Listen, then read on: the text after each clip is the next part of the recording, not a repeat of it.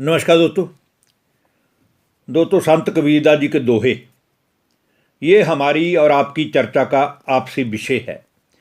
और इस विषय के ऊपर चर्चा करते करते हम जितने भी संत कबीरदास जी के दोहों के बारे में आध्यात्मिक बातें कर रहे हैं, उनका भावार्थ समझ रहे हैं, तो कहीं ना कहीं हम भी ये महसूस करते हैं कि हमारा जो बदला हुआ जीवन है, हमारे जो कितने ही सालों से कड़े संस्कार थे जिनको हम छोड़ नहीं पाते थे, वो स्वतः ही हमसे छूट रहे हैं।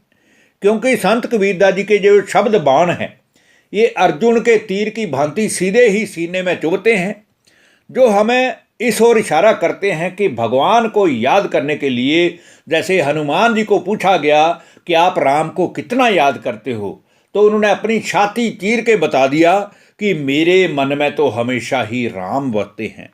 तो इसी प्रकार जो भी संत जन होते हैं, जो भी साधु स्वाभी पुरुष होते हैं, जिनके स्वभाव संस्कार बिल्कुल सरल होते हैं, उनका मन भी हमेशा ही उस परमात्मा से जुटा रहता है। तो आइए आज की इस वीडियो में भी हम चार दोहों के ऊपर बात करने वाले हैं। जिसमें पहला दोहा है, संत कबीरदास जी कह रहे हैं, कबीर या संसार में घना मानुष मतिहीन। कबीर या संसार में घना मानुष मतिहीन, राम नाम जाना नहीं आए टापा दीन। अर्थात इसका भावार्थ ये है कि संत कबीरदास जी कहते हैं कि इस संसार में कोई कमी नहीं है बुद्धिहीन पुरुषों की, अज्ञानी पुरुषों की। लाखों ही मनुष्य, करोड़ों ही मनुष्य आज इस संसार में अज्ञान के कारण बुद्धिहीनता वाले काम कर रहे हैं। दूसरों को दुख पहुंचता है, लेकिन उसको अपनी फीलिंग ही नहीं आती है कि हमारे बोल से, हमारे कर्मों से दूसरों का अहित हो रहा है, दूसरों का बुरा हो रहा है। ऐसे जो मनुष्य हैं वो संसार में ना तो अपना भला करते हैं, ना ही वो किसी का भला करने के योग्य हैं। और जिन्होंने उस सच्चे मन के मीत परमात्मा को ज्ञान के द्वारा नहीं जाना है, आत्म मंथन नहीं किया है, अपने बारे में कुछ भी अच्छा या बुरा नहीं सोचा है, वो तो संसार की राहों में बिना किसी उद्देश्य के भटक रहे हैं। जैसे कोई आदमी कहीं जाना होता है, उसके पास उसका एड्रेस पता ना हो तो वो भटकता है, और जब तक कोई उसको सही एड्रेस पता नहीं बताता है तब तक वो गली गली में, बाजार बाजार में घूमता है। लेकिन जैसे ही उसको कोई सच्चा राह दिखा देता है या उसको वहाँ का वो पूर्ण परिचय दे देता है तो उसका मन खिल उठता है, वो वहाँ जाकर पहुँच जाता है। तो इसी तरह हमारी आत्मा को भी जब परमात्मा का संपूर्ण ज्ञान मिलता है, जब हमें स्वयं की भी पहचान हो जाती है कि बात में तो हम हैं ही परमात्मा के बच्चे, तो जब हम परमात्मा के बच्चे हैं और आत्मा और परम आत्मा, ये दोनों शब्द भी एक दूसरे से बिल्कुल मिलते जुलते हैं, केवल इनमें परम का फर्क है। परम का मतलब है सुप्रीम, जो सारी दुनिया के सभी मनुष्यों में सुप्रीम है, उसी का नाम परम आत्मा है। तो उस परमात्मा को कैसे याद करना है, हमें ये ध्यान देना है। हमें ये ध्यान नहीं देने हैं कि हमारे जीवन का कोई उद्देश्य नहीं है, क्योंकि हमारे जीवन का एक बहुत बड़ा उद्देश्य है।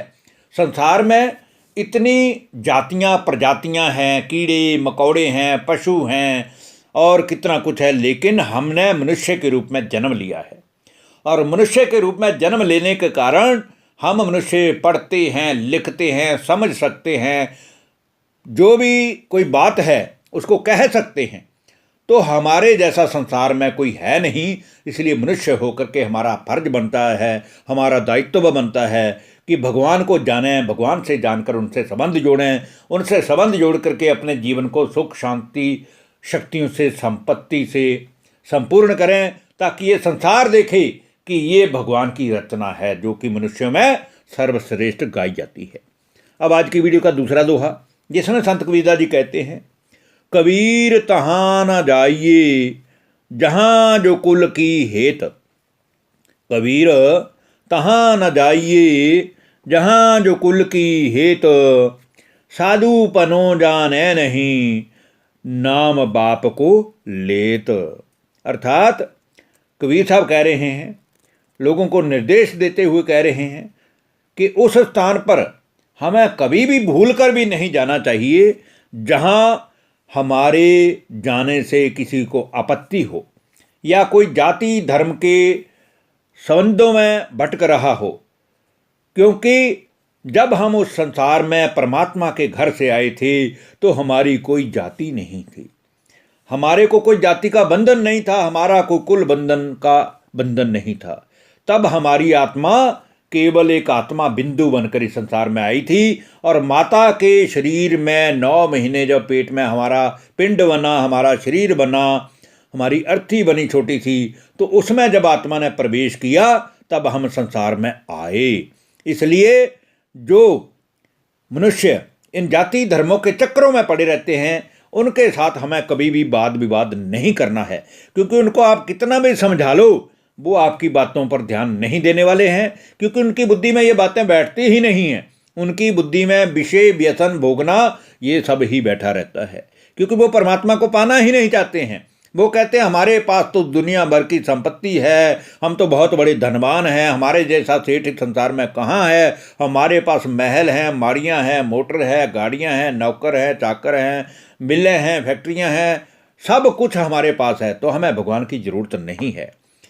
भगवान को हमारी ज़रूरत है, क्योंकि हम सभी उसकी संतान है।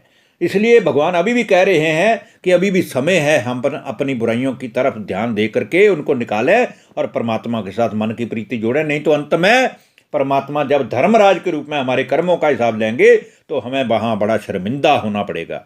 इसलिए वहाँ के लोग हमारे साधुपन और सज्जनता की कदर कभी नहीं करेंगे। इसलिए ऐसे दुष्ट सज्जनों की टोली में नहीं जाना चाहिए जो विषय व्यसन में डूबे रहते हैं और जो आध्यात्मिकता की बातों को रुचि से नहीं सुनते बल्कि उनका विरोध करते हैं। इसलिए हमारा एक दायित्व बनता है कि संसार को सही दिशा दिखानी है तो पहले स्वयं के मन को सही दिशा दिखाओ, पहले स्वयं सुधर करके दिखाओ। अगर कोई घर का बड़ा होता है, अगर घर का बड़ा ही बिगड़ा हुआ हो तो वो अपने बच्चों को नहीं कह सकता कि बेटा तू सुधर जा, मैं तेरे को अभी भी कह रहा हूँ। लेकिन जब बाप ही सुधरा हुआ है तो बच्चे उसका अनुसरण करते हैं, उसको कर्मों को देखते हैं कि नहीं मेरे पिताजी कोई गलत काम नहीं करते हैं, तो अगर मैं गलत काम करूंगा तो मेरे पिताजी की बदनामी होगी और मेरी बदनामी होगी। इसलिए जैसा बाप वैसे बच्चे। तो परमात्मा क्या है? प्रेम का सागर है, शांति का सागर है, आनंद का सागर है, सुखों का सागर है, ज्ञान का सागर है, आनंद का सागर है। तो हमें भी, हम अगर उसके बच्चे हैं तो हमें कैसे बनना चाहिए? प्रेम स्वरूप बनना चाहिए, ज्ञान स्वरूप बनना चाहिए, आनंद स्वरूप बनना चाहिए, सुख स्वरूप बनना चाहिए, ताकि हमारे किसी भी कर्म से किसी का अहित ना हो, किसी को दुख ना मिले। अब आज की वीडियो का तीसरा दोहा, जिसमें संत कबीरदास जी कहते हैं, निरपक्षी की भक्ति है निर्मोह की ज्ञान, निरपक्षी की भक्ति है निर्मोही को ज्ञान, निर्द्वंदी की मुक्ति है निर्लोभी निर्वाण। अर्थात भक्ति वही कर सकता है, ज्ञान में वही चल सकता है जो जाति वर्ण धर्मों के चक्कर से ऊपर हो, जो पक्षपात नहीं करता हो कि फलाना इस जाति का है, फलाना उस जाति का है। सारे संसार की जितनी रचना मनुष्य की है, सारे के सारे ही एक ही परिवार के हैं और एक ही परमात्मा की रचना है और भाई बहन हैं आपस में। इसलिए हमें किसी के भी जाति धर्मों के चक्कर में पड़ना ही नहीं चाहिए। और संसारिक माया मोह का त्याग जब तक हम नहीं करते तो हमें ज्ञान प्राप्त नहीं हो सकता। इसलिए सबसे पहले तो हमें संसार की वस्तुओं से, वैभवों से, पदार्थों से, माया से, विषय व्यसनों से अपने मन का संबंध तोड़ना होगा, अपने मन को इनसे उपराम करना होगा, इन चीज़ों का त्याग करना होगा। जब हमारी बुद्धि स्वच्छ हो जाएगी, हमारे मन में किसी के प्रति कोई बैर भावना नहीं रहेगी, तो ज्ञान स्वतः ही हमारी बुद्धि में बैठना शुरू हो जाएगा। और जो लोग द्वंद्वात्मक विषयों से मुक्त हैं, अर्थात लोभ, मोह, शोक, अप्रसन्नता आदि इन दुखों से परे हैं, दूर हैं, वो ही वास्तव में सदगति के हकदार हैं। ऐसे ही मनुष्य की सदगति स्वयं परमात्मा आकर करते हैं। अब आज की वीडियो का अंतिम दोहा, जो कि चौथा दोहा है, उसमें संत कबीरदास जी कह रहे हैं, सेवक सेवा में रहे सेवक कहिए सोए, सेवक सेवा में रहे सेवक कहिए सोए, कहें कबीर सेवा बिना सेवर कहीं ना होए। अर्थात कबीर साहब फरमा रहे हैं कि सेवक तो वह है, सच्चा सेवक वह है जो निस्वार्थ सेवा करे, बिना पूछे सेवा करे। बिना सेवा किए हुए कोई भी संसार का मनुष्य सेवक नहीं हो सकता। सेवा चाहे माता पिता की हो, सेवा चाहे अपने परिवार के छोटे छोटे बच्चों की हो, सेवा चाहे भगवान के दरबार में जाकर के उससे मन को जोड़ने की हो, और सेवा चाहे तो किसी दुखी मनुष्य को सुखी बनाने के लिए उसमें सहयोग देने की हो। लेकिन सेवा तब स्वीकार होगी जब आपके मन में कोई स्वार्थ नहीं छुपा हुआ है, और तभी उसके सच्चा सुख, सच्ची शांति, सच्चा आनंद, सच्चा प्रेम, ये सब प्राप्तियां हो सकती हैं। नहीं तो बाजार में कोई ऐसी दुकान नहीं बनी है जहां पर जाकर के आप 1000 रुपये का 100 ग्राम सुख, 100 ग्राम शांति, 100 ग्राम आनंद, 100 ग्राम प्रेम, 100 ग्राम ज्ञान ऐसा कहीं खरीद सकते हैं। ऐसा संसार में कोई ज्ञान की दुकान बनी ही नहीं है। सिर्फ ज्ञान की दुकान है तो वो एक परमात्मा है, और परमात्मा से जब आपके मन की प्रीति जुटती है तो परमात्मा का ज्ञान स्वतः ही बुद्धि में सिमरण होना शुरू हो जाता है। आज कितने ही शास्त्रों में भगवान के महावाक्य हैं, लेकिन उन वाक्यों को पढ़ कर के भी हम जैसे कि पढ़ने वाले तोते बने हुए हैं।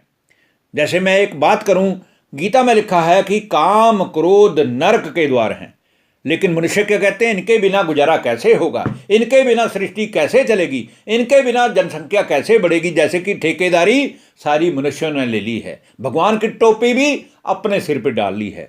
इसलिए हमें चाहिए कि अभी भी समय है, एक घड़ी आधी घड़ी आध भी पुनः जाए, परमात्मा को कुछ ना कुछ याद कर लें, नहीं तो अंत समय में हमें बहुत पछताना पड़ेगा। धन्यवाद, नमस्कार दोस्तों।